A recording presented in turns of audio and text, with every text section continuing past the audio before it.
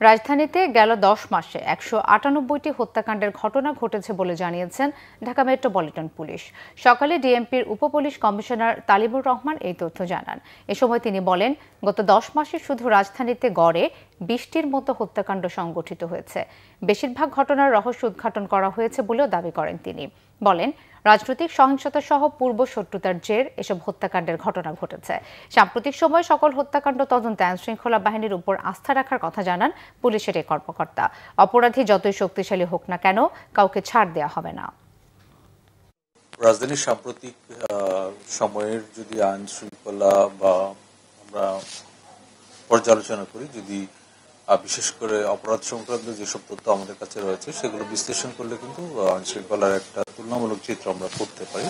যে খুন মামলা বা এই সংক্রান্ত যে ঘটনাগুলো ঘটেছে, আমরা দেখছি গত ১০ মাসে গড়ে ১৯ থেকে ২০টির মতো এরকম ঘটনা ঘটেছে এবং এর প্রেক্ষিতে মামলা রুজু হয়েছে। ঢাকা মহানগরীর মতো একটা বড় শহর এবং এখানে যে আর্থসামাজিক প্রেক্ষাপট, সেই হিসেব বিবেচনায় অপরাধের মাত্রাটা বেশ সহনীয় পর্যায়ে আছে বলে আমরা মনে করি।